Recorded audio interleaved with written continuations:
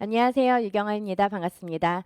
오늘은 2023학년도 임용시험에 빠르게 합격하기 위한 합격 전략 설명회입니다. 저는 오림패스 특수교사 전문학원에서 특수 과목에 대한 강의를 진행하고 있는 유경아입니다. 반갑습니다.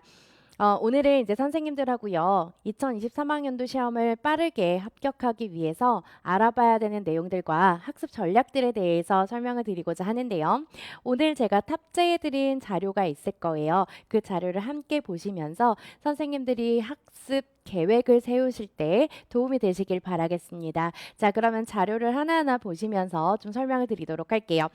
자, 다음 페이지로 넘겨서 선생님들이 보시게 된다면 파트가 네 가지로 구성이 되어져 있는 것을 확인할 수가 있을 거예요. 제가 네 가지의 파트를 가지고 왔는데요. 첫 번째 파트는 임용시험이란이라는 제목으로 가지고 왔습니다. 우리가 임용시험이라고 하는 제도를 정확하게 알게 된다면 임용시험에서 요구하는 공부를 선생님들이 하시게 될 겁니다. 제가 부제목으로 갖고 온 것은 적을 알고 나를 알면 백전백승이라고 하는 부제목을 가지고 왔는데요. 시험 제도의 요구 사항에 따른 공부 방향을 선생님들이 계획하실 수 있게 될 겁니다. 두 번째 파트는 키워드로 보는 합격이라는 제목으로 가지고 왔는데 부제목으로는요, 합격을 위해서 내가 버려야 되는 요소가 무엇인지, 그리고 내가 합격을 위해서 가져가야 되는 요소가 무엇인지를 확인하는 파트라고 생각하시면 되겠어요. 그래서 임용시험을 보기 위한 나의 태도, 그리고 나의 마음가짐을 어떻게 가져야 되는지에 대한 전반적인 설명이 있다라고 보시면 되겠고요. 파트 3로 가시게 된다면 연간 합격 전략이라고 하는 것이 들어가 있을 겁니다. 연간 합격 전략은요. 1, 2월, 3, 5월, 6월, 7, 9월, 9, 12월에 해당하는 나의 공부 전략이라는 말로 들어가 있게 되는데 앞서서 우리가 임용시험을 공부하기 위한 태도와 마음가짐에 대해서 알아봤다면 임용 공부를 하기 위한 계획을 세우고 실제적인 실행을 할 수 있는 요소가 무엇인지 방법이 무엇인지를 확인하실 수 있는 파트라고 보시면 되겠습니다. 마지막 네 번째 파트는요. 이런 연간 합격 전략의 기반으로 제가 1, 3월 달에 스파르타 기본 이론반을 운영을 하고 있는데요. 직강과 인강에 대한 강의 계획서와 그다음에 직강과 인강을 어떻게 운영하는지 운영 방법에 대해서 간략하게 설명드리고자 합니다. 다음 페이지로 넘겨서 가보시면은요, 이제 파트 1, 임용시험이라고 하는 것이 무엇인지 임용시험 제도에 대해서 선생님들이 보시게 될 거예요. 자, 이 제도에 들어가기 앞서서 제가 선생님들께 임용시험을 공부하시기 위해서 응원하는 메시지를 조금 가지고 왔습니다. 응원 메시지부터 한번 보도록 할게요. 자, 인트로라고 해서 패스 위드 유라고 하는 슬로건을 가지고 선생님들께 응원 메시지를 전달해 드리고자 합니다. 자, 패스 위드 유라고 한다면요. 합격을 선생님들과 함께 하겠다라는 의미예요. 그리고 여기에서 유라고 하는 것은 제 이름의 성을 따서 또 유도 가지고 왔습니다. 그래서 선생님들의 합격에 제가 함께 동행하겠다라는 의미로 보시면 되겠어요. 자, 한번 읽어보도록 하겠습니다. 2023학년도 대비 임용시험을 준비하시는 유초 중등 선생님들의 열정을 응원합니다. 라고 들어가 있어요. 여기에서 열정을 응원한다 라고 제가 빨간색으로 표시를 해드렸는데요. 선생님들 이런 말 많이 들어보셨을 거예요. 시작이 반이다. 일단 선생님들이 임용시험을 보시겠다라고 생각하시는 그 마음, 그 열정, 부터가 합격을 위한 시작을 이미 시작했다. 반은 시작했다라고 이제 선생님들이 보시면 될 것 같아요. 자, 비록 나의 몸은 노량진 학원 강의실, 독서실, 고시원에 있지만 물론 노량진에 계시지 않는 선생님들도 계실 거고요. 그리고 학원 강의실이 아니라 독서실에서 공부를 하시는 선생님들도 계실 거고요. 그리고 혹은 타지에서 혼자 고시원이나 원룸에서 공부를 하시는 선생님들이 있을 거예요. 현재의 나는, 현 시점에서의 나는 지금 공부를 하기 위해서 이렇게 고립된 장소 혹은 공부를 하기 위한 장소로 내가 지금 나와 있긴 하지만 선생님들은 2023년은 현장에서 한없이 예쁜 아이들과 함께 있을 것입니다. 자, 이거는 제가 확실하게 자신할 수 있을 것 같아요. 얼마 전에 선생님들 유튜브를 보다 보니까요. 하이 머스타드라고 하는 그 유튜버 분께서 15년 차 특수교사의 브이로그를 올리셨더라고요. 권용덕 선생님의 하루 일과를 보여주는 그런 브이로그였었는데요. 거기에서 그 선생님이 왜 특수교사가 되기로 했는지 이런 초심도 저희가 확인해 볼 수가 있을 거고, 그리고 그 선생님의 교직관도 확인해 볼 수 있어서 굉장히 좋은 동영상이었다라고 저는 생각을 합니다. 그래서 그런 동영상을 보시면서 선생님들도 미래에 내가 현장에서는 어떤 교사가 될지 선생님들의 교직관도 좀 생각을 해보시면 좋을 것 같다라는 생각이 드네요. 자, 자신과의 싸움에서 선생님들은 최고와 최저의 심리 상태의 곡선을 그릴 것입니다. 라고 제가 써놨는데요. 최고와 최저의 심리 상태라고 이야기했을 때 최고라고 이야기를 한다면 굉장히 선생님들이 텐션이 높은 상태일 거예요. 아마 지금 시작하는 이 시점이 가장 텐션도 높고 의욕도 굉장히 높은 상태일 건데요. 이런 감정도 한번 느끼셨다가, 그리고 최저의 심리 상태의 곡선을 그리게 된다라고 들어가 있는데, 최저의 상태다라고 이야기한다면 흔히들 이야기를 하는 현타 왔다 라는 그런 감정 곡선일 거예요. 흔히들 이제 이것을 슬럼프라고 이야기를 하죠. 자, 이런 곡선을 그릴 때 나만 이런 슬럼프가 오는 건가? 나만 이렇게 힘이 드는 건가? 이런 생각을 하실 텐데요. 임용시험을 준비하는 기간에는 누구나 모두에게 똑같이 나타나는 상태이다라는 것을 선생님들이 인지해 주셨으면 좋겠어요. 나한테만 오는 슬럼프가 아니라 나한테도 슬럼프가 왔다면 다른 누군가에게도 슬럼프는 올 수 있다라고 하는 것을 생각하시면서 이 슬럼프를 빨리 극복하고 안정적인 심리 상태를 유지해 주시는 것이 좋습니다. 안정적인 심리 상태다라고 이야기를 한다면요. 1년 동안 누가 평정심을 유지하면서 성실하게 꾸준하게 공부를 하느냐라는 것인데요. 사실 이 평정심을 가지고 감정에 휘둘리지 않고 공부를 한다는 것은 매우 어려운 것입니다. 그렇기 때문에 선생님들이 이런 자신의 마인드 컨트롤을 할 수 있는 이런 능력들을 조금씩 훈련을 해주셔야 될 거예요. 그리고 성실하게 공부하느냐에 따라 선생님들의 합격 당락이 결정될 것입니다. 라고 들어가 있어요. 여기에서 성실하다라고 하는 것은요, 공부의 꾸준함을 이야기를 하는 것입니다. 그래서 누가 공부를 꾸준하게, 성실하게 매일매일 공부를 하느냐가 합격을 빠르게 할 수 있는 전략이다라고 생각해 주시면 되겠어요. 임용시험에서 제일 중요한 것은 머리 좋음이 아니라 나의 꿈을 위해 얼마나 성실하게 효율적으로 공부를 하느냐입니다. 자, 여기에서 성실하게는 제가 방금 이야기해드렸던 것처럼 꾸준함을 이야기를 하는 거고요. 얼마나 효율적으로 공부를 하느냐라고 하는 것을 이야기하는 거는요. 시험에서 요구하는 공부를 누가 하고 있느냐라는 것입니다. 제가 여러 수험 선생님들을 만나게 되다 보니까 여러 가지 케이스를 이제 좀 보게 되는데요. 첫 번째 케이스는 임용시험에 맞는 공부를 하시는 선생님들이 계시고, 그 다음에 어떤 선생님들은 이 공부가 너무 재미있다 보니까 뭐 강론서도 읽게 되고 논문도 찾아 읽게 되고 여러 가지 연구 결과들도 찾아보고 이런 공부를 하시는 선생님들의 집단도 있습니다.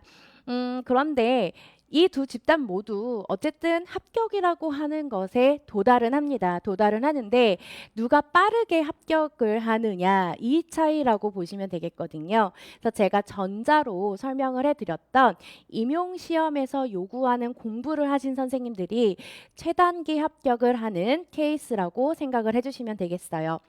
효율적인 공부다라고 한다면 시험에서 요구하는 공부를 해야 된다라고 생각을 해주시고요. 수험생 여러분, 특수교사 선생님들, 자, 여러분은 이미 훌륭한 특수교사입니다. 저는 이 말을 굉장히 좋아하는데요. 이미 훌륭한 특수교사다라고 하는 것은 훌륭한 특수교사가 될 수 있는 자격을 갖춘 사람이다라는 것을 의미를 해요. 그리고 이런 마음가짐을 가지고 있다라고 한다면 선생님들이 원하시는 합격의 효과는 배가가 될 겁니다. 그리고 그 시기도 굉장히 빠르게 선생님들에게 찾아오게 될 거예요. 그래서 합격 시기까지 선생님들이 생각을 해주시고 나는 이미 훌륭한 특수교사야. 그 특수교사가 되기 위해서 이미 됐지만 되기 위해서 이 제도라고 하는 산을 넘어가야 해라는 생각으로 공부를 해주시는 것이 좋을 것 같아요. 긍정적인 마인드가 굉장히 중요하겠죠. 자, 공부하는 기간 동안은 힘듦과 기쁨을 함께 나누면서 여러분들 옆에서 열심히 조력하는 유경아가 되겠습니다. 2023년 데뷔 임용 수험생 선생님들 모두 화이팅입니다. 자, 그러면 제가 어떠한 사람인지에 대해서 간략하게 설명을 좀 드리도록 할게요. 자, 저는 현재 올인패스 특수교사 전문학원에서 특수에 관련된 임용시험에 관련된 모든 과목을 강의를 하고 있고요. 전에는 희소고시학원과 특별한 교사에서 특수에 관련된 과목을 선생님들하고 강의를 진행을 했었습니다. 유쌤의 이민년 새해 다짐 한마디라고 하는 게 들어가 있어요. 자, 이민년이라고 하는 것을 보면 내년에는요, 검은 호랑이띠 해라고 이야기하더라고요. 자, 검은 호랑이띠에 여기서 호랑이라고 하는 것도 굉장히 예사롭지 않은 동물이잖아요. 근데 여기에 검은이라고 하는 단어까지 붙으니까 굉장히 파워풀한 해가 될 것 같고요. 그리고 거침없는 해가 될 것 같습니다. 그래서 선생님들도 공부를 하실 때 굉장히 파워풀하고 거침없이 달려나가는 그런 해가 되시길 바랄게요. 자, 이런 해를 맞이하면서 저도 저의 다짐을 선생님들께 전달을 해드리고 싶은데요. 첫 번째는 선생님들의 선택이 옳음을 증명하겠습니다 라고 하는 것이 저의 첫 번째 다짐입니다. 선택이 옳았다라고 하는 것은 선생님들의 합격을 이야기를 하게 될 거예요. 그래서 합격을 하더라도 빠른 시기 최단 합격을 하기 위해서 제가 최대한 노력을 할 거고요. 누구보다 부지런하게 한 발 앞서 나가겠다라고 이야기를 하는데요. 자, 이것도 저의 다짐 중에 하나인데, 자, 부지런하다라고 하는 것은 선생님들이 최신 강론의 내용들 있죠. 그러니까 최신 강론이라고 한다면 여러 그 장애 영역에 관련돼서 강론서들이 굉장히 많이 쏟아져 나와요. 강론서라고 한다면 이제 선생님들이 대학교에서 배우게 되시는 뭐 시각장애 관련된 여러 서적들, 그리고 의사소통에 관련된 여러 가지 서적들 이런 것들이 이제 나오게 될 텐데 이런 최신 강론을 누구보다 빠르게 정보를 알아내서 선생님들하고 시험에 나올 만한 제재들에 대해서 제가 설명을 드리도록 하겠습니다. 그리고 선생님들이 이제 시험에 가까워지게 되면은요, 이제 여러 그 예상 문제들을 선생님들이 뽑아내시게 될 거예요. 이런 문제가 나오지 않을까라고 이렇게 예상 문제들을 선생님들이 생각하실 텐데, 그때도 제가 선생님들께 예상 문제를 빠르게 기출 문제를 분석해서 선생님들에게 전달해 드리도록 하겠습니다. 자, 마지막 먼저 볼게요. 본보기가 되는 행동으로 선생님들을 이끌어 가겠다라고 제가 다짐을 써놨는데 본보기가 되는 행동에는 여러 가지가 있을 거예요. 근데 이 임용시험을 준비하면서 선생님들의 일상생활 습관이라고 하는 것 즉 이거를 다른 말로 바꾸면 이제 공부 습관이라고 이야기해 볼 수가 있을 거예요. 이런 일상생활 습관이라고 하는 것과 그다음에 학습에 관련된 습관들, 이런 습관들을 선생님들에게 본보기가 되도록 제가 먼저 솔선수범을 하겠다라는 다짐으로 적어봤습니다. 그래서 이러한 세 가지에 대한 다짐은 백문이 불여일견이다. 여러 이야기를 들으시는 것도 물론 중요하겠지만은 선생님들이 한번 선택을 하시고 한번 보시면서 선생님들의 선택이 옳았음을 증명해 나가시길 바라겠습니다. 자, 그러면 본격적으로 임용시험에 대한 제도를 우리가 알아보도록 할 건데요. 임용시험에서는 유형이 크게 세 가지가 있다라고 보시면 되겠어요.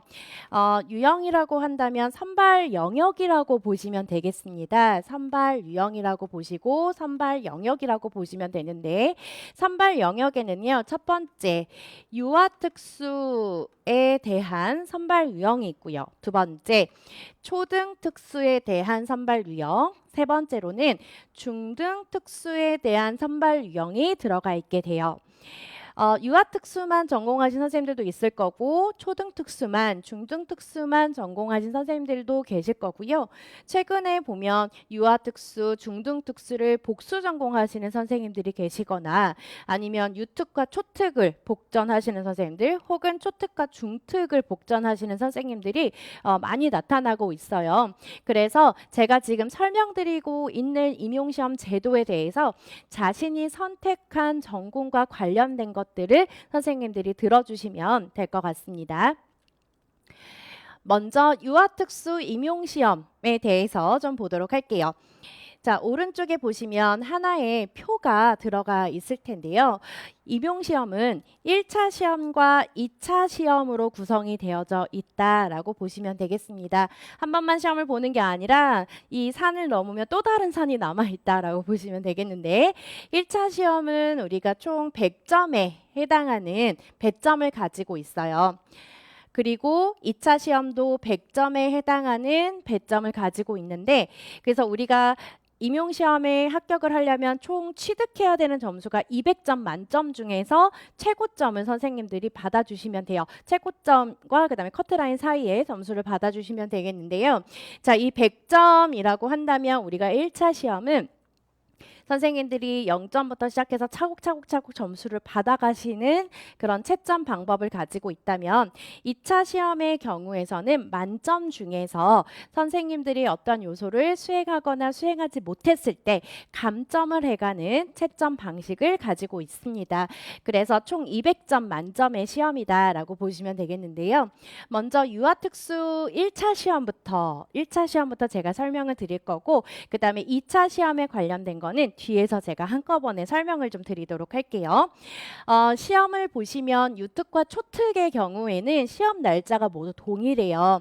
그래서 올해 같은 경우도 21년도 11월 13일 날 토요일 날 유아특수와 초등특수 시험이 모두 이루어졌다라고 보시면 되겠고 시험 과목에 대한 그 설명도 모두 비슷하다라고 보시면 되겠어요. 자, 먼저 같이 좀 보도록 할게요. 자, 시험 과목은 교직 논술, 교육과정 A, 교육과정 B 이렇게 세 가지의 시험 과목으로 구성이 되어져 있는데 교직 논술은 60분간 시험이 진행이 됩니다. 그 다음에 교육과정 A와 교육과정 B는 각각 70분씩 시험이 진행이 된다라고 보시면 되겠어요. 교육과정이다라고 하는 것이 타이틀로 들어가 있기 때문에 유특 선생님들은 교육과정에 대한 내용도 시험 범위 안에 들어가 있구나. 그리고 교육과정이 굉장히 중요한 범위, 비중을 가지고 있구나라는 걸 확인하실 수가 있을 겁니다. 자, 그 다음에 다음 페이지로 우리가 조금 넘어가 보도록 할게요. 다음 페이지로 넘어가 보시면 유특 시험에서 시험 과목과 출제 범위, 출제 형식, 배점에 대해서 우리가 좀 확인을 해볼 필요가 있는데요. 우리가 1교시에 60분 동안 교직 논술이라고 하는 시험을 본다라고 이야기를 했어요. 교직 논술의 출제 범위는 특수학교의 교직과 교양에 해당하는 전체 영역을 선생님들이 시험을 보시게 되는데 여기에서 전체 영역에 대해서 시험을 본다라고 한다면 대다수 어떤 문제들이 출제가 되느냐. 현재 문제 상황, 현재 특수교육 현장에서 많이 발생하고 있는 문제 상황 사례들을 제시를 해줘요. 이런 문제 상황 사례들을 제시를 해주면 선생님들이 알고 계신 특수교육학적 지식이나 중재 전략들을 머릿속에서 논리적으로 해결 방안에 대해서 논리적으로 서술을 해주시면 되는 겁니다. 해결 방안이라든지 그다음에 대처 방안까지. 그래서 시험 유형이 논술형이기 때문에 선생님들의 논리적인 사고에 대한 평가를 하는 것이다 라고 보시면 될 것 같습니다. 그래서 문항수는 한 문항이지만은요, 큰 문항이 한 문항이지만 이에 해당하는 하위 문항이 존재한다 라고 보시면 되겠고, 시험은 60분간 실시가 된다 라고 보시면 되겠어요. 그래서 시험 문제가 어떻게 나오는지를 우리가 조금 확인을 해볼 필요가 있겠는데, 제가 지금 가지고 온 이 시험 문제는 올해 유아특수 교직 논술에 해당하는 내용입니다. 자, 교직 논술인데 문제 자체가 지금 크게 하나로 제시가 되어져 있죠. 그리고 두 번째 줄에 보시면 방가로 1, 방가로 2, 그리고 그 다음 줄 방가로 3 이렇게 해서 하위 문항이 세 가지로 들어가 있게 돼요. 그리고 현재 문제 상황에 대해서 교사들의 대화를 가지고 사례에 대해서 설명을 해주고 있는 사례에 관련된 부분이 있고요. 이 사례 부분을 가지고 선생님들이 쓰셔야 되는 논술의 내용들이 들어가 있게 돼요. 이것이 이제 채점 기준이라고 선생님들이 생각해 주시면 될 것 같아요. 그래서 위에 있는 문제, 위에 있는 하위 문제 있었죠. 방가로 1번, 2번, 3번에 있는 이 하위 문제에서 채점을 하겠다라고 하는 채점 기준을 이렇게 요약해서 제시를 해주고 있다라고 보시면 되겠습니다. 논술의 내용을 보니까 첫 번째, 부적응 행동을 파악하기 위해 사용한 행동 분포 관찰과 ABC 관찰의 목적 한 가지씩 두 가지.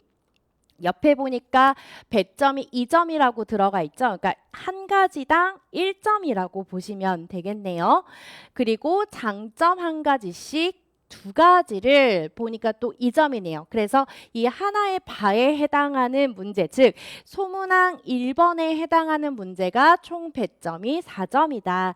그래서 선생님들이 서술해야 되는 가지수가 총 4가지가 나와야 됨을 확인하실 수가 있을 겁니다. 두 번째 봐도 보시면 소문항 2번에 대한 거예요. 위에 서술되어져 있는 문제 두 번째의 채점 기준이라고 보시면 되겠는데, 부적응 행동에 대한 배경사건 한 가지, 선행사건 두 가지, 한 가지, 두 가지를 합쳐서 총 몇 점이다? 3점이다.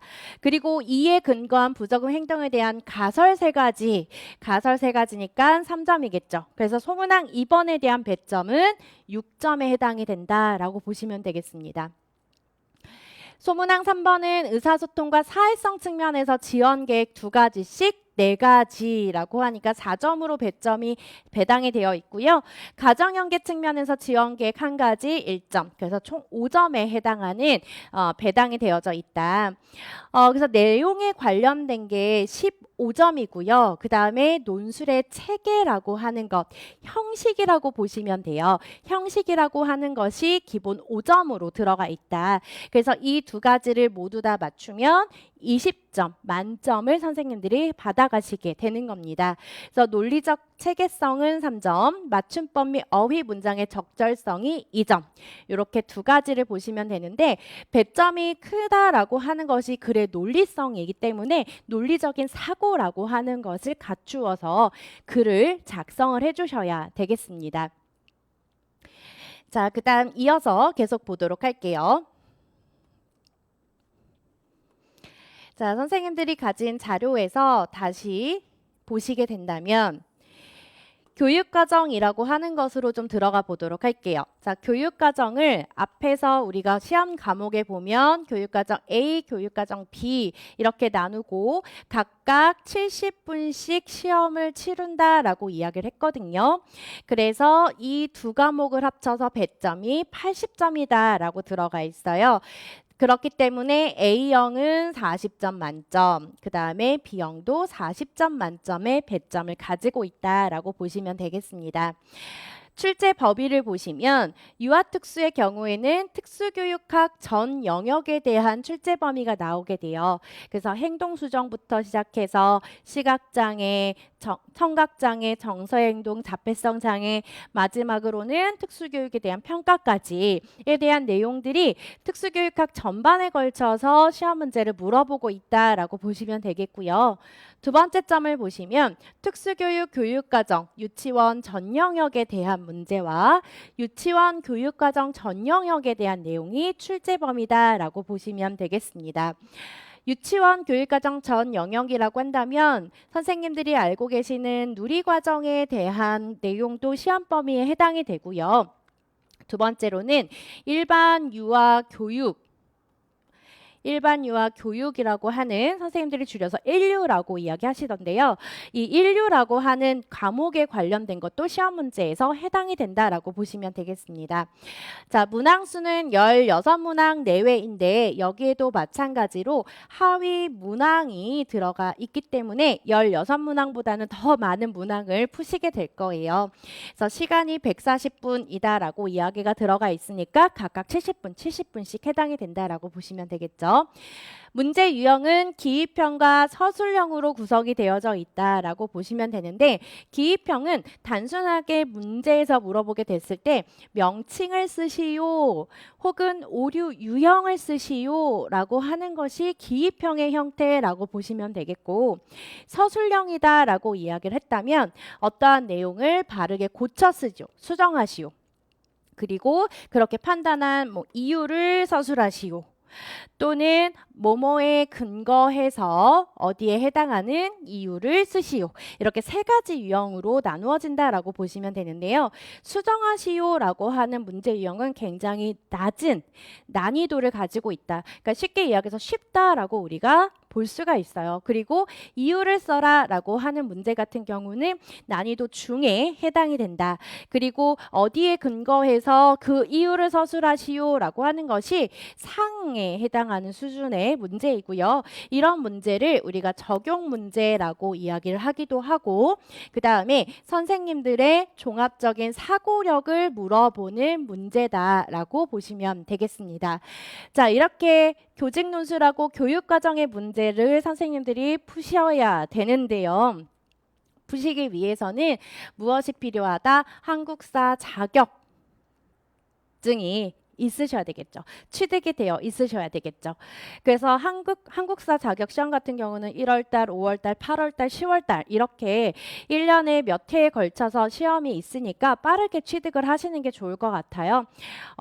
몇몇 케이스가 있어요. 물론 예외적인 케이스이겠지만 10월달에 한국사 시험을 보시고 접수를 하신 거죠. 그리고 나서 임용시험을 보실 자격이 되셔서 임용시험을 보셨는데 한국사가 원하는 만큼의 등급에 해당하지 못하게 된다면 즉 3등급에 해당하는 점수를 받지 못하게 된다라고 하시면 임용시험을 아무리 잘 본다 하시더라도 임용시험의 1차 시험에서는 탈락을 하시게 될 겁니다. 그렇기 때문에 한국사 같은 경우는 선생님들이 최대한 빠르게 취득을 해놓고 계시는 게 좋겠죠. 자, 그러면 교육과정 A, B가 어떻게 문제가 나오는지 선생님들이 한번 보도록 할게요. 올해 특수학교 유치원 교육과정 A에 해당하는 문제인데 이 1번 문제가 제가 방금 이야기해드렸던 기입형과 서술형의 문제의 유형을 모두 포함하고 있는 내용이다라고 보시면 되겠습니다. 문제를 조금 더 키워볼게요. 자, 다음은 통합학급 김교사와 유아특수교사 박교사가 나눈 대화 일부이다. 물음에 답하시오.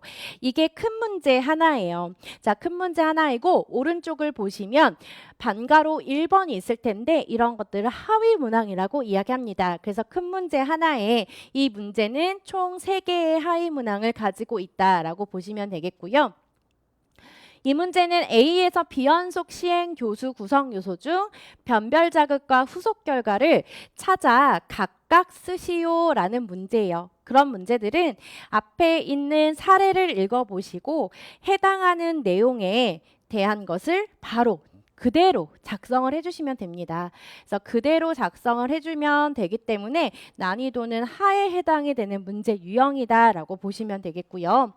자, 두 번째 문제를 보시면 기억에 해당하는 강화 스케줄이 무엇인지 쓰고 무엇인지 쓰래요. 자, 이런 것들이 명칭을 물어보는 문제입니다. 기입형에 해당하는 문제죠.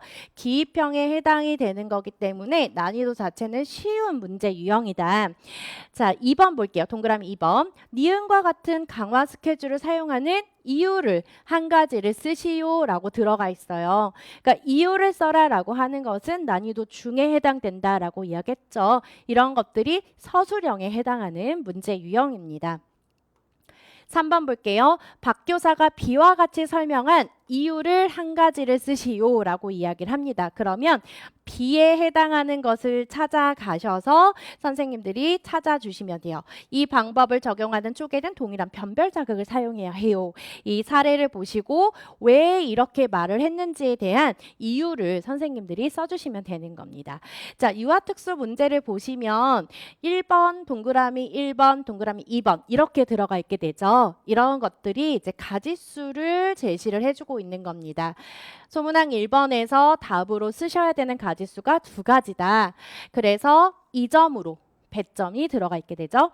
자, 반가로 2번에서도 동그라미 1, 동그라미 2로 들어가 있어서 선생님들이 쓰셔야 되는 가지수가 두 가지예요. 그래서 2점으로 들어가 있게 돼요. 소문항 3번은 그 이유 한 가지를 써라 라고 하니까 배점이 1점으로 들어가 있죠. 그래서 이 문제에서 총 선생님들이 받아가시는 점수는 5점에 해당이 된다라고 보시면 되겠어요. 그래서 이런 형태의 문제로 구성이 돼서 교육과정 A와 교육과정 B를 70분간 40점 만점의 문제를 푸시게 될 겁니다. 그럼 유아특수에 관련돼서요. 출제 범위가 어디인지 선생님들이 확인을 해주실 필요가 있겠죠. 자, 출제 범위를 보시면 특수교육 교육과정에 관련되어져 있는 내용들이 들어가 있을 거예요. 조금만 더 키울게요. 자, 유치원 특수학교 유치원 교사에서 특수교육 교육과정을 보시면 2015 개정 특수교육 교육과정 교육부 고시 제2020-249호라고 들어가 있는데 여기에서 2020-249호는 2020년도에 249번째 문서다라는 것을 의미합니다. 그리고 2020년 12월 31일 날 고시된 문서라고 보시면 되겠어요. 그래서 이 문서에 해당하는 것을 선생님들이 해당하는 범위까지가 시험이다. 라고 보시면 되겠죠. 그리고 점자 관련 문항도 시각장애 영역에서 출제가 되는데 거기에서도 한국점자 규정에 대한 것도 원문 그대로가 시험 문제가 출제가 된다. 출제 근거가 된다. 점자에 대한 문법 규정을 설명해 준 원문입니다. 여기에서도 문화체육관광부 고시 제2017-15호에 따르는 내용까지 시험 범위에 해당이 됨을 정해주고 있죠. 유치원 교육과정도 2019 개정 유치원 교육과정 교육부 고시 제 2019-189호로 들어가 있습니다. 고시 날짜도 보시면 19년 7월 24일 고시 이렇게 들어가 있죠. 그래서 이런 문서 번호하고 고시된 날짜들을 좀 잘 보셔야 돼요. 그래서 내가 가지고 있는 원문이나 자료가 이 출제 범위에 해당하고 있나 이런 것들을 좀 수시로 확인을 해주셔야 되는데 이런 출제 범위들은 선생님들이 1차 시험을 보시기 전에 시험계 공고문을 각각의 응시 시도교육청에서 업로드를 해주게 됩니다. 그래서 그때 선생님들이 확인을 해주시면 되겠어요. 그러면 이런 원문은 어디에 가면 되느냐? 선생님들이 검색을 하시게 되면 검색 엔진 사이트에서 검색을 하실 때 NCIC라고 하는 것을 검색하시면 바로 국가교육과정정보센터라고 하는 요 사이트가 하나가 제일 상단에 뜨게 될 거예요. 자, 이 상단에 들어와서 선생님들이 요 사이트를 보시게 되면 오른쪽에 교육과정 자료실이라고 하는 부분이 있을 거예요. 그러면 이 자료실에서 하단으로 내려가 보시면 교육과정 원문 및 해설서라고 하는 것이 있거든요. 여기에서 2015 개정 시기를 보시면 굉장히 많은 교육과정 원문들이 들어가 있어요. 그래서 그 중에서도 가장 최신에 해당하는 것을 찾아주시면 되는데 우리는 특수니까 특수교육에 해당하는 원문을 찾아주시면 됩니다. 그래서 맨 마지막에 있는 2020 12월에 해당하는 것을 클릭을 하게 되면 이제 개정에 관련되어진 교육과정 원문을 다운로드 하실 수 있게 PDF 파일과 한글 파일로 각각 제시가 되어져 있어요. 그래서 여기에서 다운로드를 누르셔서 선생님들이 펼쳐보시면 되겠습니다. 자, 여기에서는 유치원 교육과정, 공통교육과정 및 선택중심 교육과정 그리고 시험 범위에 있는 제 2020-249호 이 문서를 선생님들이 다운로드 하셔가지고요. 열어보시면 되겠죠. 이렇게 해서 선생님들이 그 원문 내용을 암기를 해주시면 되겠습니다. 자, 그 다음에 이제 계속 이어서 보도록 할게요. 자, 이번에는 유아특수 임용시험에서의 출제 비중을 좀 보시면 되겠는데 아까 제가 선생님들께 설명드렸던 것처럼 특수교육학, 그 다음에 특수교육, 유아특수교육에 관련된 내용들, 그 다음에 일반 유아에 관련된 내용들을 보셔야 된다. 그리고 특수교육법 또 이제 제가 이제 언급을 해드릴 거예요. 자, 이렇게 네 가지에 관련되어진 것을 출제 비중으로 우리가 좀 분석을 해보면 특수교육학하고 그 다음에 일반 유아에 관련되어져 있는 내용의 비중이 지금 비슷하게 이제 선생님들 확인하실 수가 있어요. 올해 같은 경우는 이 특수교육학에 관련된 비중이 좀 많이 나왔다라고 보시면 되는데 비슷해요. 사실 제가 지금 퍼센테이지를 일반 유아 쪽에 좀 많이 넣어 놓긴 했는데 일반 유아에 관련된 내용들을 많이 물어보는 해도 있고요. 아니면 특수교육학에 대한 내용을 많이 물어보는 해가 있어요. 그래서 비중을 5대5로 선생님들이 좀 해 놓으셔야 되고 그 사이사이에 특수교육법과 유아특수교육 개론이라고 하는 영역을 선생님들이 공부를 해주셔야 됩니다. 자, 이 특수교육법에 관련된 것부터 먼저 설명을 드리게 되면은요. 역시 이제 선생님들이 검색 엔진에서 법제처를 검색하시면 돼요. 자, 법제처에서 현행 법령에다가 장애인 등에 대한 특수교육법에 대한 검색을 누르게 되시면은요. 현재 고시가 되어져 있는 장애인 등에 대한 특수교육법 그리고 장애인 등에 대한 특수교육법 시행령, 장애인 등에 대한 특수교육법 시행규칙 이렇게 세 가지 종류의 법조문이 들어가 있게 됩니다. 그래서 이 특수교육법에 관련된 원문을 보시고 싶으신 선생님들은 이 법제처에서 검색을 통해 원문 내용을 다운받으셔도 되고요. 그래서 오른쪽에 보시면 이제 저장을 누르시거나 아니면 출력을 하셔서 선생님들이 암기를 해주시면 돼요. 그래서 이 사이트가 되게 좋은 게 3단 비교표라고 하는 것이 들어가는데 3단 비교표는 제가 아까 세 가지의 법조문이 있다라고 했잖아요. 그래서 법에 관련된 것과 그에 해당하는 시행령, 그 다음에 시행규칙을 보여줄 수 있는 내용이다라고 보시면 돼요. 그래서 여기에 보시면 법 제3조에 해당하는 의무교육에 해당하는 내용을 시행령에서는 제2조 의무교육의 실시와 제3조 의무교육의 비용 등으로 설명하고 있다. 그래서 이런 3단 비교표를 활용하셔서 선생님들이 공부를 하시는 것도 굉장히 좋습니다. 자, 그리고 이런 3단 비교표라든지 그 다음에 교육과정 원문이라든지 이런 것들은 사실은 저도 마찬가지지만 뭐 모든 강사 선생님들이 아마 정리를 하셔서 선생님들께 도움을 주실 거예요. 자, 그 다음에 이제 유아특수교육이라고 하는 것이 들어가게 되는데, 자, 유아특수교육은 가장 대표적으로 이소연 교수님, 뭐 유수옥 교수님 등의 이런 책들이 있을 거예요. 그런 개론서들을 선생님들이 보시고 선생님들이 공부를 해주셔야 되는데, 사실 이 유아특수교육이라고 하는 것은 이 앞에 있는 특수교육학의 내용의 축소 버전이라고 좀 보시면 돼요. 물론 유특에만 해당하는 내용들도 있습니다. 뭐 가족 지원이라든지 부모 교육에 해당하는 내용들 이런 것들도 들어가 있기는 하지만 특수교육학에 대한 어느 정도의 내용을 기반으로 닦아놓고 있다라고 보시면 되겠어요. 자, 그 다음 내용으로 한번 가볼게요. 자, 그 다음은 초등특수 임용시험 제도에 대해서 이제 선생님들이 알아보시겠습니다. 자, 초등특수의 경우에도 1차 시험하고 2차 시험으로 구분이 되어져 있고요.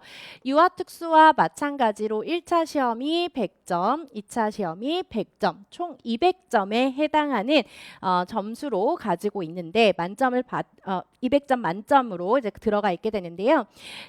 유아특수하고 초등특수는 시험 보는 날짜가 동일해요. 2021년도 11월 13일 날 동일하게 시행이 됐고 그 다음에 시험 과목도 유사합니다. 교직논술, 교육과정 A, 교육과정 B 이렇게 들어가 있고 시험 시간도 동일합니다. 교직논술은 60분, 교육과정 A와 B는 각각 70분으로 시험이 시행이 된다라고 보시면 되겠고요. 다음 페이지로 이제 넘겨서 가시게 된다면 이제 출제 범위에 대한 내용하고 이제 문항수 그리고 유형에 대해서 좀 보시게 될 거예요. 교직 논술이 20점으로 역시 들어가 있게 되고요. 특수학교 교직 교양 전 영역에 대한 내용들이 들어가 있다. 그리고 문항수 한 문항이고 그 다음에 60분 논술형의 시험으로 들어가 있다. 뭐 동일합니다. 아까 내용하고요. 근데 여기서도 교직과 교양 전 영역이다라고 하는 것이 들어가 있으니까 역시 문제 사례를 주고 그 사례에 대한 해결 방안이라든지 그 다음에 대처 방안에 대해서 논리적으로 선생님들이 논술해 주시면 되는 거예요. 그래서 올해 시험 문제 나온 것을 선생님들이 좀 보도록 할게요. 올해 시험 문제를 보시면 특수학교 초등 교직 논술이라고 해서 전체 큰 문제가 들어가 있고 총 20점의 배점을 갖추고 있다라고 들어가 있죠. 자, 다음은 장애학생의 통합교육을 지원하기 위해 특수학교 김교사, 통합학급 박교사와 체교사가 나눈 대화의 일부이다. 대화 내용에 근거하여 논하시오. 이런 문제 유형이 나오게 돼요. 그러니까 이게 논술에서 가장 기본적인 틀이 되겠죠. 그래서 두 번째 줄에 방가로 1번, 소문항 1번 문제가 있고 자, 그 다음에 두 번째 줄에 보시면 소문항 2번 문제 그 다음 줄 끝에 소문항 3번 문제 역시 이 문제에 해당해서요. 채점 기준이 이 사례 하단 배점에 들어가 있게 됩니다. 논술의 내용 총 15점, 논술 체계 총 5점 이렇게 들어가게 되는데요. 바 하나가 소문항 1, 2, 3에 해당하는 중요 핵심 키워드를 제시해주고 있다라고 보시면 되겠죠. 핵심 키워드이기 때문에 이것 자체가 채점 기준이라고 보시면 되겠고 역시나 이 배점에 해당하는 것이 가지수라고 보시면 되겠어요. 차별화 교수에 근거한 통합교육 실행 방안 3점이니까 세 가지를 선생님들이 작성해 주셔야 되고 일반 교육과정 수정 방안 2점이라고 했으니까 두 가지를 작성해 주셔야 돼요. 그리고 그 수정 방안 실행 과정에서 해야 할 교사의 역할 4점이니까 네 가지를 선생님들이 작성해 주셔야 되겠죠. 그래서 총 6점에 해당하는 것이 소문항 2번에 대한 배점 배당입니다.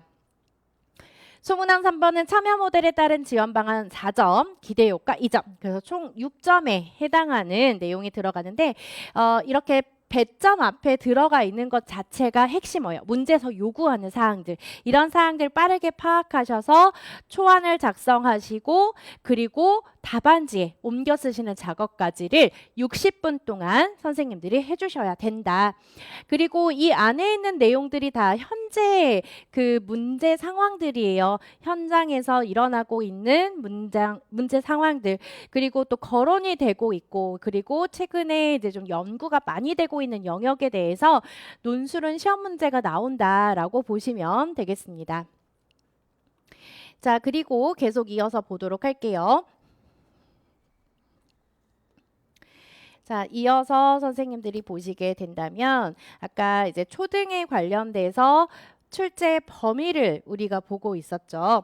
자, 출제 범위를 다시 보도록 하겠습니다. 자, 교육과정 역시 80점으로 들어가 있어요. 교육과정이니까 초등도 A, B로 구성이 되어져 있고 교육과정 내용이 굉장히 중요하다라고 보시면 되겠고요. 각각 70분 동안 시험이 시작이 되고 시행이 되고 그리고 A형은 40점, B형도 40점. 그래서 토탈 80점의 배당이 되어져 있다. 배점이 되어져 있다라고 보시면 되겠습니다. 그러면 출제 범위를 조금 보도록 할게요.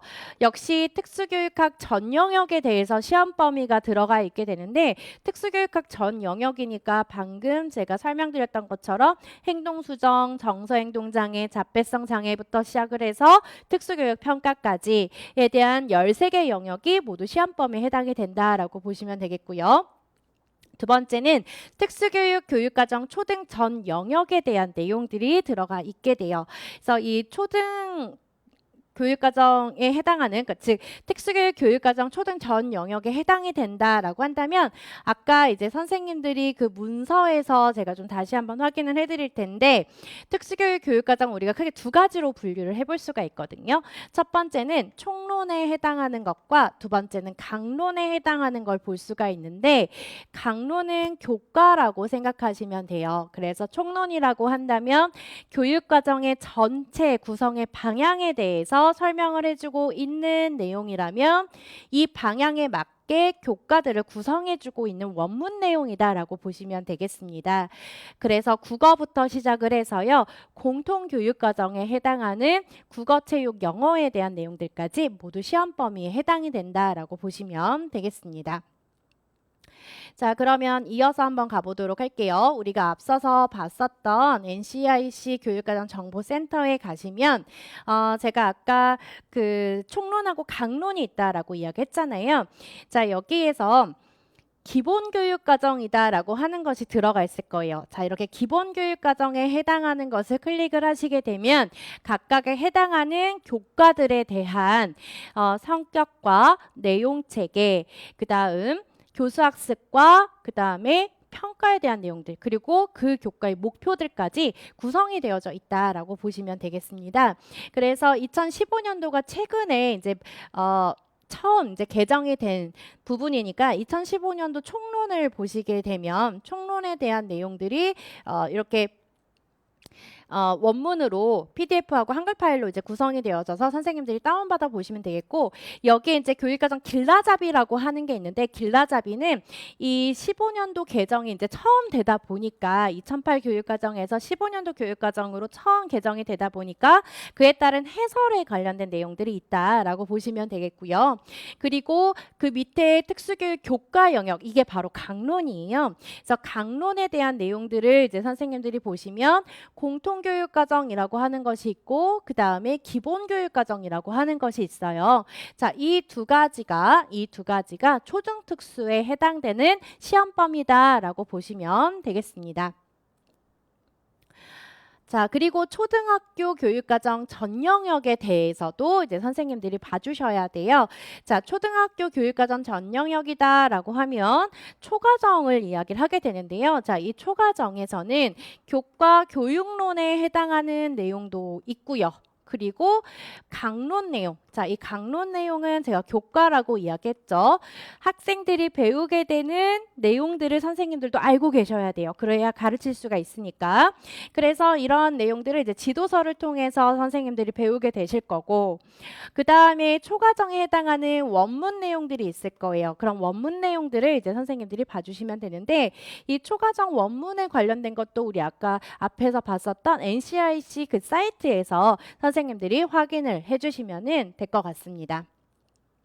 굉장히 범위가 방대하죠. 많은 것을 알고 있어야 돼요. 초등특수 선생님들의 경우에는. 그래서 초등특수 선생님들은 공부 양을 우리가 좀 비교를 해본다라고 한다면 특수교육학과 그다음에 초과정의 비율을 좀 선생님들이 유사하게 계획을 짜 놓으시는 것이 좋습니다. 자, 그리고 역시 16문항이고요. 여기에서는 또 하위 문제가 들어가 있고 그리고 기입형과 서술형으로 문제가 출제가 되고 있습니다. 그래서 기입형의 경우에는 명칭을 쓰시오 혹은 유형을 쓰시오 이런 문제로 출제가 되고요. 서술하시오라고 한다면 수정하시오, 이유를 쓰시오. 어디에 근거하여 그 이유를 설명하시오. 이런 형태의 문제가 이제 나오게 될 겁니다. 올해 시험 문제를 제가 가지고 왔는데요. B형 문제로 제가 한번 가지고 와봤어요. 자, B형 문제에서는 가는 세의의 특성이고 나는 통합학급 교사와 시각장애 거점 특수교육지원센터 특수교사의 협의 내용이다. 물음에 답하시오. 하나의 큰 문제에 이제 소문항이 들어가게 될 거예요. 자, 1번을 보시면 가의 기억을 해석하여 쓰고 니은에 해당하는 타당도의 유형을 쓰시오. 해석해라. 그리고 그 유형을 써라. 이런 문제는 선생님들이 문제를 보시면서 그 사례에 맞는 것을 찾아서 답을 써주셔야 돼요. 그래서 가의 기억이니까 학년 등가 점수는 4.4다라는 말이 들어가 있을 거예요. 그러면 이 학년 등가 점수가 4.4가 의미하는 것이 무엇인지 그 의미를 선생님들이 작성을 해주셔야 되는 거고 그 다음에 위에서 나의 니은에 해당하는 타당도의 유형을 써라라고 이야기했죠. 나의 니은이라고 하는 것을 가보시면 돼요. 그래서 평가 문항들이 단원 목표와 내용을 충실하게 대표하는지를 같은 학년 교사들이 전문성을 바탕으로 이원분류표를 활용해서 비교 분석하여 확인한다. 이 문장에서도 키워드를 체크하셔서 내가 알고 있는 타당도의 유형으로 작성해 주셔야 돼요. 그래서 이거는 내용 타당도에 관련된 내용이다라고 보시면 되겠죠? 그 다음 소문항 2번으로 가시면 가의 A를 고려하여 특수교사가 확인해야 할 나의 디귿을 쓰고 자, 이 문제를 보시면 A를 한번 생각하셔야 돼요. 그러니까 문제가 푸는 단계가 있어요. A를 고려해서 한번 생각을 해주셔야 되고 A가 무엇인지 그 의미를 파악하셔야 되고 그 다음에 나의 디귿을 써라 라고 이야기를 했어요. 그래서 두 번째 사고는 이 의미를 가지고 나의 디귿을 선생님들이 활용해 주셔야 돼요. 자, A는 여기 있죠. 눈부심이 있다. 글씨나 그림 등의 검은색 배경에 노란색으로 제시했을 때 더 잘 보인다. 자, 이런 것들을 활용을 해서 대비와 눈부심에 관련된 내용들을 가지고 선생님들이 어디로 가야 돼요? 나의 디귿으로 가야 되겠죠. 확대 독서의 기능. 그래서 대비에 관련되어져서 선생님들이 그 기능을 답으로 작성을 해주셔야 되는 겁니다. 자, 그 다음에 동그라미 2번에서는 가를 고려하여 나의 리을의 예시를 한 가지 쓰시오. 역시 가를 고려해야 되는 사고과정 첫 번째. 두 번째 사고과정은 나의 리을의 예시를 한 가지를 써야 되는 것. 이런 문제들이 좀 복잡한데 선생님들의 사고력을 물어보게 되는 서술형 문제다라고 보시면 되겠어요. 그리고 3번도 보시면 나에 적용된 협력교수 유형의 명칭을 쓰고 이거는 기입형이죠. 기입형인데 동그라미 2번을 보니까 이 협력교수와 대안교수의 차이점을 교사 역할 측면에서 쓰시오. 그러니까 이거는 비교 문제예요. 비교 문제이기 때문에 이런 것들은 서술형에 해당하는 문제다라고 보시면 되겠죠. 그래서 이거는 하나만 알고 있으면 안 되고 내가 통틀어서 그 영역에 대한 내용 그리고 기출이 됐었던 제재들을 다 알고 있어야지만 선생님들이 이 문제를 활용해서 답안을 작성할 수 있게 되는 거예요. 상당히 올해 문제 같은 경우는 선생님들의 종합적인 사고력을 물어보는 문제가 많았다라고 보시면 되겠습니다. 자, 이어서 계속 보도록 할게요. 역시 그 초등 선생님들도 시험을 보시기 위해서는 한국사 능력 검정 시험이라고 하는 것에 자격을 취득하셔야지만 자격이 주어진다라고 보시면 되겠고요. 자, 그 다음에 이제 중등 특수 선생님들로 한번 넘어가 보도록 할게요. 자, 중등 특수 선생님들로 넘어가기 전에 초등 특수에서 우리가 봐야 되는 출제 범위를 좀 보시면 아까 우리가 그 갔었던 그 사이트 있죠? NCIC NCIC 그 사이트에 들어가시면 선생님들이 확인하실 수 있는 교육과정 범위가 제시되어져 있습니다. 역시나 유아특수와 마찬가지로 교육부 고시 제2020-249호에 해당되고요. 2020년 12월 31일 날 고시가 되어져 있는 내용들, 그리고 초등학교 교육과정도 마찬가지로 교육부 고시 제2018-162호예요. 이렇게 조금씩 다릅니다. 문서 번호가. 그리고 고시된 날짜도 조금씩 다르기 때문에 확인을 해주시는 것이 좋을 것 같아요. 그리고 또 초등교육과정 같은 경우는 사회과에 해당하는 내용이 예외적으로 적용이 된다라는 것이 들어가 있게 되죠. 그래서 2015년 9월 23일 고시된 교육부 고시 제2015-74호가 포함이 된다라는 내용들이 들어가 있습니다. 그래서 이런 내용들의 출제 범위들을 보시고 계속해서 선생님들의 자료를 업데이트 해주셔야 돼요. 그럼 초등특수에 관련된 출제 비중을 조금 보도록 할게요. 아까 앞서 제가 설명을 드렸듯이 특수교육학과 초등교육과정의 공부 계획의 비중은 비슷하게 세워두셔야 되겠고요.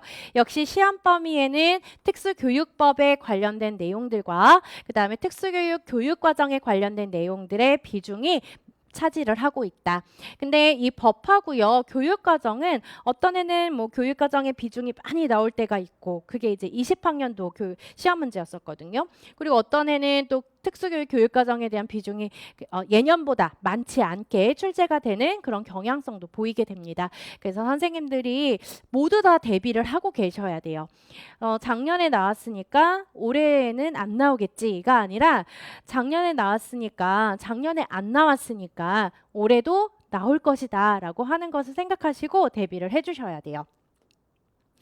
그 다음 중등특수 임용시험에 대해서 조금 보도록 할게요. 자, 중등특수는 1차 시험하고 2차 시험으로 이루어지는 것은 동일해요. 그래서 1차 시험도 100점, 2차 시험도 100점에 해당하는 배점을 가지고 있다라고 보시면 되겠고, 우선적으로 1차 시험에 관련된 내용들부터 우리가 조금 들여다볼게요.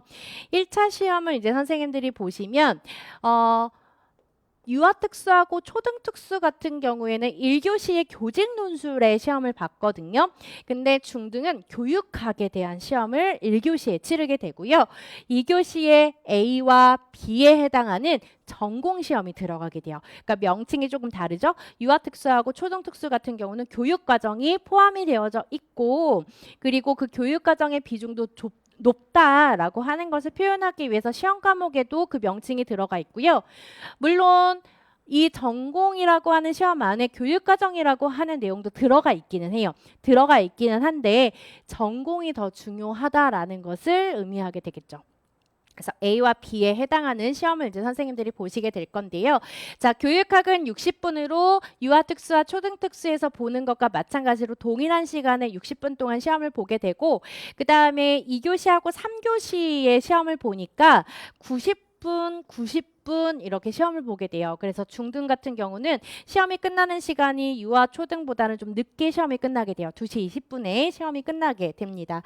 자, 90분간 시험을 보게 되고요. 그 다음에 다음 페이지로 넘겨서 출제 유형, 범위, 형식, 배점에 대해서 조금 보도록 할게요. 자, 교육학 같은 경우는 60분 동안 논술형의 형태로 시험 문제를 보게 됩니다. 이 논술형 시험이기 때문에 역시 논리적인 사고에 관련돼서 한 문항을 가지고 60분 동안 시험 문제를 푸는데, 역시 여기에도 하위 문항이 들어가 있게 돼요. 그리고 배점은 20점으로 들어가 있게 됩니다. 그래서 그 출제 범위를 보시면 하단에 들어가 있게 되죠. 교육학 개론, 교육 철학 및 교육사부터 시작해서요. 생활지도 및 상담에 관련되어져 있는 영역까지 시험을 보겠다라고 이제 출제 범위가 제시가 되어져 있고요.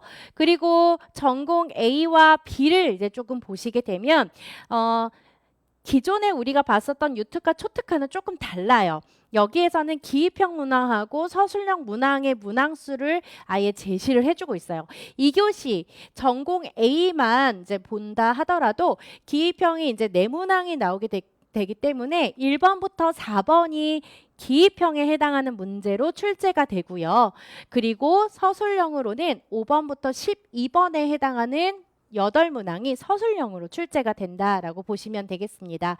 그래서 이 두 가지 유형을 합쳐서 전공 A가 40점의 배점을 가지고 있다라고 보시면 되겠고 3교시도 마찬가지예요. 기입형이 2문항이기 때문에 1번에서 2번까지는 기입형의 문항으로 그 다음에 서술형이 9문항이기 때문에 3번부터 11번에 해당하는 내용이 서술형에 해당하는 내용이다라고 보시면 되겠고요. 역시 이 두 가지 유형을 합쳐서 40점의 배점을 가지고 있습니다. 그래서 통틀어서 교육과정 전공 A와 전공 B가 80점을 가지고 있다라고 보시면 되겠죠. 자, 그래서 이 밑에 80점의 점수 배점이 들어가 있어요. 그러면 여기에서도 지금 보시면요. 두 번째에 있는 내용을 조금 보도록 할게요. 자, 교과 교육학이 이제 25에서 35%의 범위를 가지고 있다. 그리고 교과 내용학이 75에서 65%의 범위를 가지고 있다라고 들어가 있거든요. 그래서 교과 교육학에 관련되어져 있기 때문에 여기에 마지막 줄에 보시면 총론 및 교과 교육 과정이라고 하는 것을 교과 교육학으로서 25에서 35%의 비중에 해당하는 문제로 출제를 하겠다라는 거예요. 그래서 교육과정이라고 생각하시면 돼요. 교육과정을 간단하게 CU라고 쓸게요.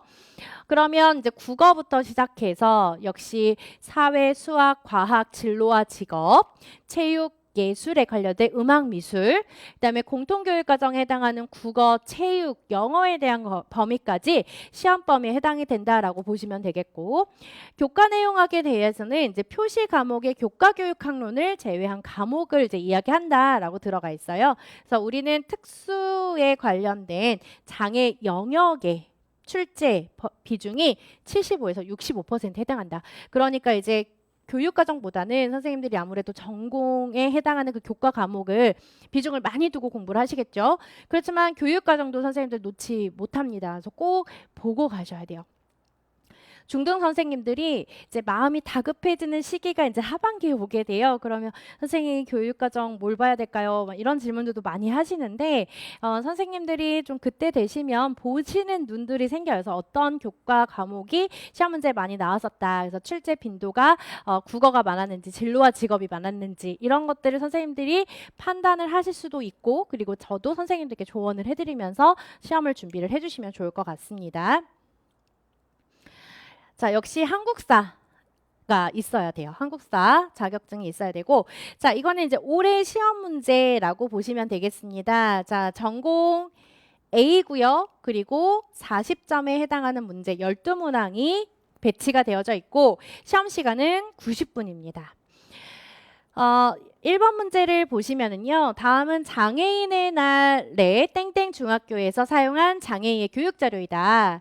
밑줄 친 기억에 해당하는 것 한 가지를 쓰고 자 기입형이니까 제가 아까 명칭이나 유형을 쓴다라고 이야기했죠. 그 다음에 괄호 안에 들어갈 명료와 전략을 사용한 대화의 예 한 가지를 쓰시오. 그러니까 간략하게 쓰는 문제들이 시험 문제에 나와요. 자 2번도 보시면은요. 세 번째 줄에 괄호 안에 기억에 공통으로 들어갈 용어를 쓰고 그러니까 용어를 써라, 명칭을 써라 이런 문제 기입형이죠. 그 다음에 니은에서 미음 중 틀린 것 한 가지를 찾아 기호와 함께 바르게 고쳐 쓰시오. 수정하시오. 고쳐 쓰시오라는 문제가 바로 수정하시오 그런 문제예요.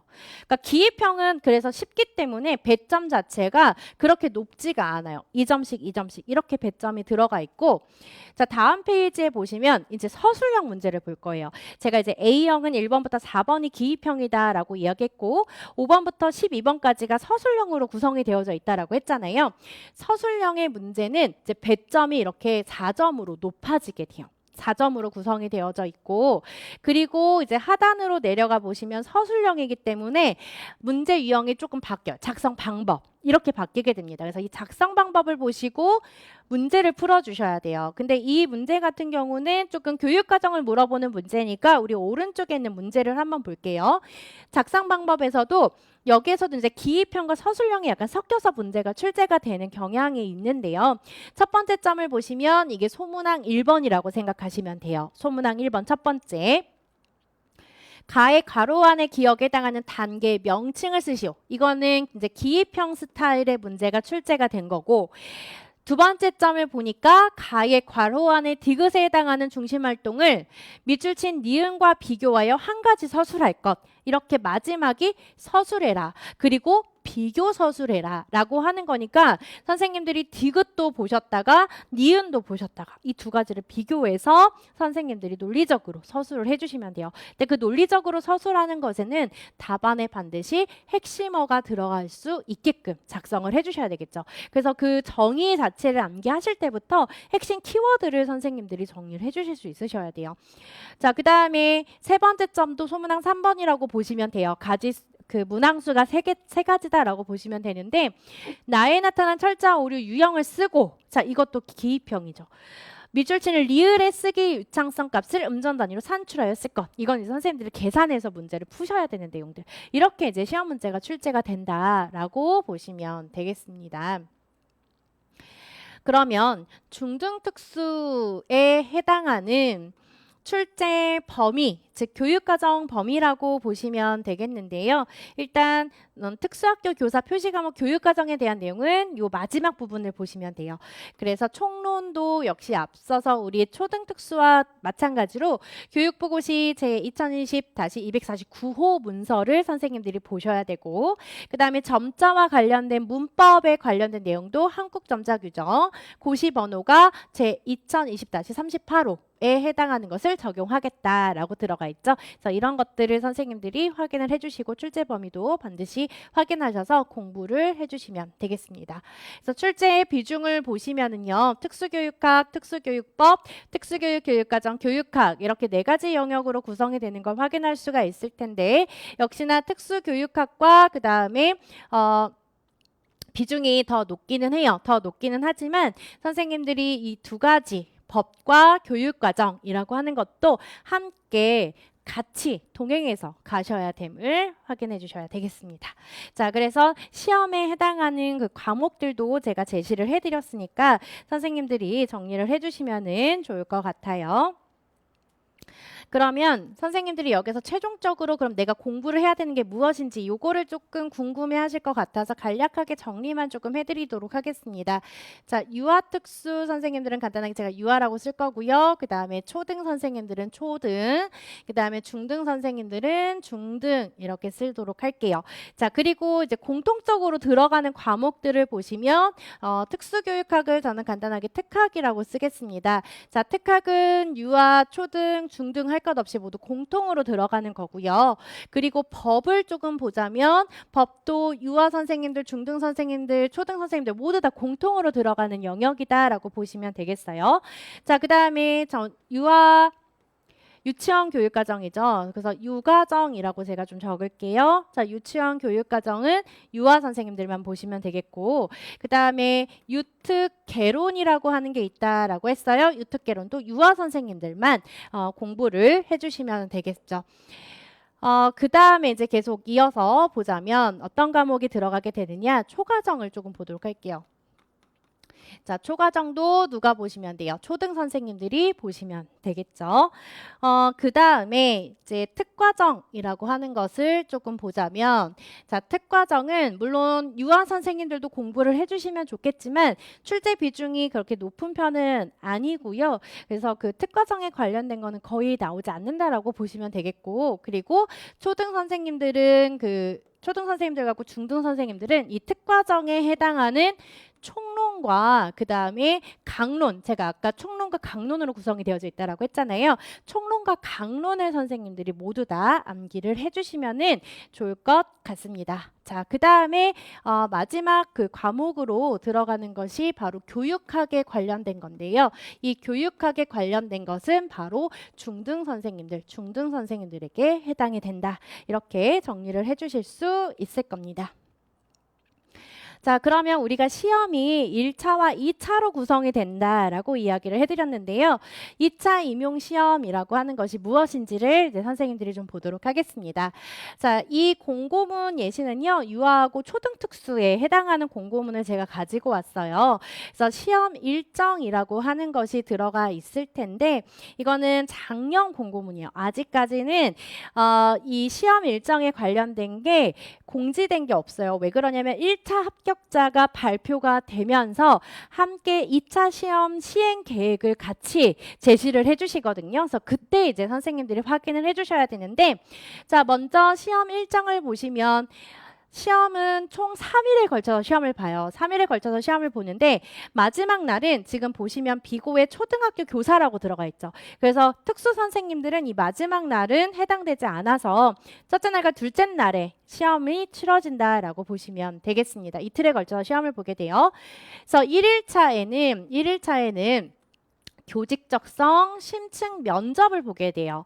그래서 심층 면접을 보게 되는데 우리가 일반 기업들과는 면접의 스타일이 조금 다르죠. 일반 기업 같은 경우는 어떤 답변을 하게 되면 그에 따라서 압박 면접이 들어가게 되는데 우리 심층 면접이다라고 한다면 두 가지 유형으로 시험이 구성이 되어져 있다라고 보시면 돼요. 첫 번째로는 구상형에 대한 문제 하고요. 두 번째로는 즉답형에 해당하는 문제로 구성이 되어져 있다. 그래서 구상형 같은 경우는 선생님들한테 구상하는 시간을 줘요. 일정 시간을 주고 그 문제에 대해서 생각을 하고 논리적인 사고를 통해서 구체적인 사례를 가지고 대답을 하기를 원하는 구상형 문제가 있어요. 그래서 꽤 길게 나오게 되는데 이 구상형 시험은 유아초등 선생님들 또는 중등특수 선생님들은 논술형 문제라고 생각하시면 좀 편할 거예요. 그래서 논술형 문제니까 1차 시험 같은 경우는 글로 쓰는 것을 요구를 했다면 2차 시험에서는 이제 구어로 말로써 표현해 보는 시험의 유형이다라고 보시면 되겠죠. 즉답형이라고 한다면은요, 구상하는 시간, 생각하는 시간을 굉장히 짧게 줍니다. 그래서 그 자리에서 문제를 오픈해서 읽어보고 그에 대한 답변을 선생님들이 논리적으로 해주시면 되는 시험이에요. 자, 이 심층 면접에 대한 것도요, 굉장히 다양해요. 그러니까 경기도 같은 경우는 집단 토의라고 하는 것이 경기도에서 시행이 되고 있는데 경기도는 교사들 간의 문제를 해결하는 협력적인 관계에 굉장히 초점을 많이 두는 시도교육청이라고 생각하시면 돼요. 그래서 그런 협력, 문제를 해결하는 과정에 대해서 평가를 하기 위해서 집단 토의라고 하는 시험 제도가 시험 과목이 들어가 있고 그리고 여기에다가 이제 심층 면접이라고 하는 제도까지 함께 들어가 있게 되죠. 그래서 2차 시험은 자신이 응시한 시도교육청 에서 시험의 유형이 각각 다르기 때문에 선생님들이 공고문을 가지고 확인을 해주셔야 되고 저도 이제 2차 강의에서 선생님들께 각각의 시도교육청에 따른 2차 시험의 유형들을 선생님들께 설명을 해드리고 있습니다. 그 다음에 2일차를 보도록 할게요. 2일차를 보시면 이제 우리가 교사이다 보니까 수업 실현에 관련되어져서 그 능력을 평가하는 날이 오게 되는데 이 교사학습 과정안과 수업 실현 이 두 가지를 시험을 본다라고 보시면 되겠어요.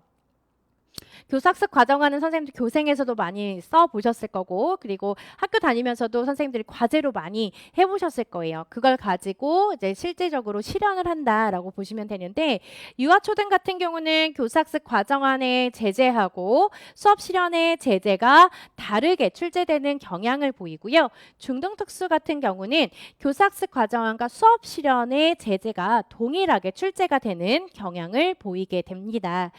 역시 교사학습 과정안을 반드시 작성하지 않는 지역도 있고요. 수업 실현만 시행하는 지역도 있습니다.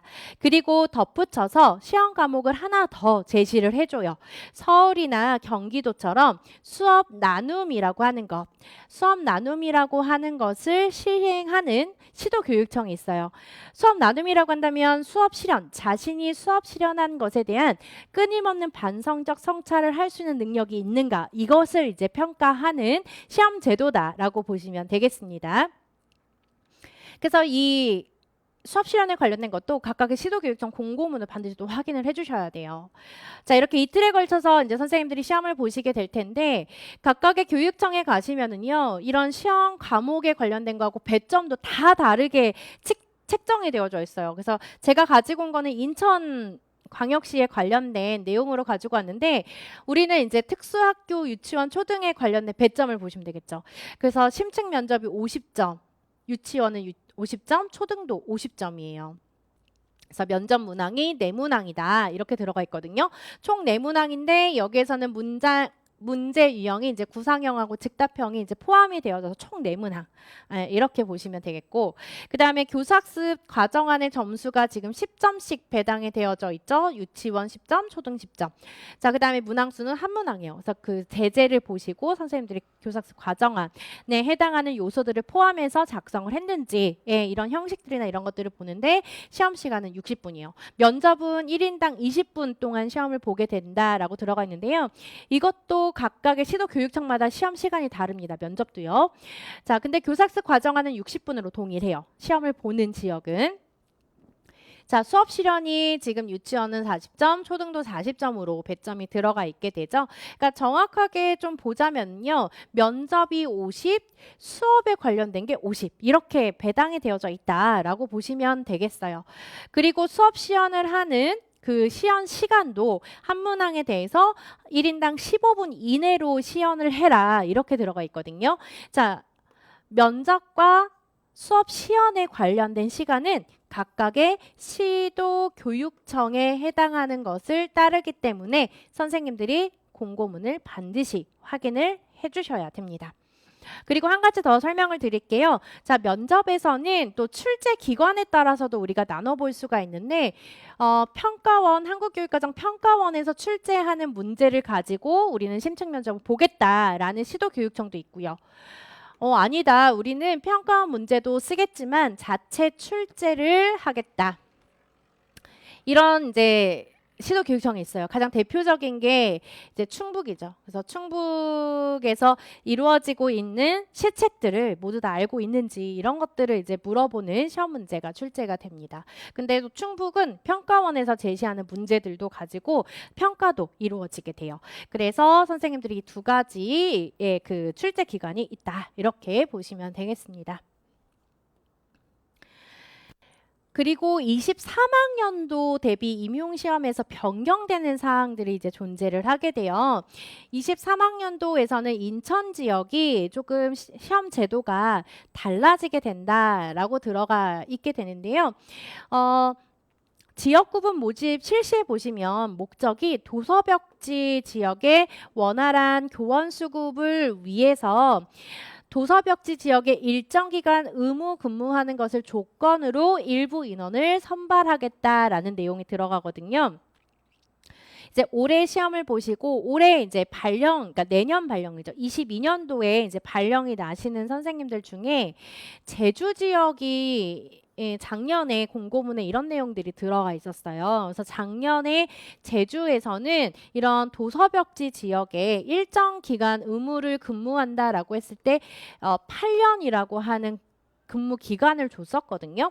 근데 인천은 아직은 그렇게 하지는 않겠다라고 이야기를 했지만, 그러니까 기간은 주지는 않았지만 이렇게 의무 근무하는 조건으로 일부 인원을 선발하겠다라는 것까지 이제 들어가 있게 됩니다. 그래서 이제 선생님들이 이제 시험을 보실 때 좀 다시 한번 이에 대한 구체적인 사안에 대해서 그 공고문을 올려줄 거예요. 그래서 1차 시험 공고문을 선생님들이 좀 꼼꼼하게 읽어보실 필요가 있어요. 제가 지금 지속적으로 공고문을 봐야 된다라고 이야기를 해드렸잖아요. 자, 이 공고문이라고 하는 것 자체는 일단 선생님들이 시도교육청에서 1차 시험 시행 계획이라고 하는 것을 검색을 하시거나 아니면 교육청에서 시험 안내를 들어가시면 그 해에 치르게 된 시험 계획 공고문들을 탑재해 놨습니다. 그래서 그 탑재된 내용들을 보시고 각각 내가 어느 지역에 응시를 할 것인지를 고민을 하신 다음에 그 시도교육청 사이트에 들어가시면 될 거예요. 자, 여기까지가 파트 1이에요. 굉장히 길게 제가 시험 제도를 설명을 드렸는데 시험 제도에 대해서 이제 선생님들이 알고 계셔야지만 두 번째 파트에서 이야기를 하게 되는 키워드로 보는 합격. 이거를 이제 선생님들이 명료하게 이래서 이런 키워드들이 필요한 거구나 라는 것을 이제 선생님들이 아시게 될 겁니다. 자, 그러면은요 잠깐만 쉬었다가 선생님들 키워드로 보는 합격에 대한 내용들 보도록 할게요.